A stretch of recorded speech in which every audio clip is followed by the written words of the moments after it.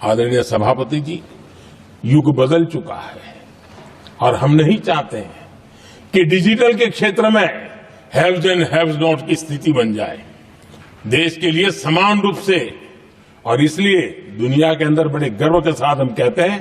कि भारत का जो डिजिटल इंडिया की जो सक्सेस स्टोरी है, उसका एक कारण है हमने टेक्नोलॉजी को डेमोक्रेटाइज करने का प्रयास किया है और उसी का भाग है ये हमारे संविधान निर्माताओं ने हमें दिशा दिखाई है कि हमने ऑप्टिकल फाइबर हिंदुस्तान की हर पंचायतों तक ले जाने का प्रयास किया है ताकि भारत की एकता को मजबूती देने में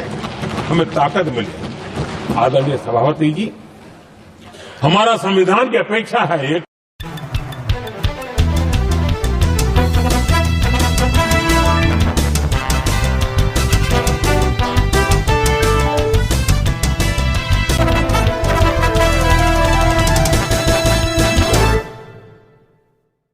हमारे HN न्यूज़ को सब्सक्राइब करिए ताकि आपको नोटिफिकेशंस आते रहे वक्त पर।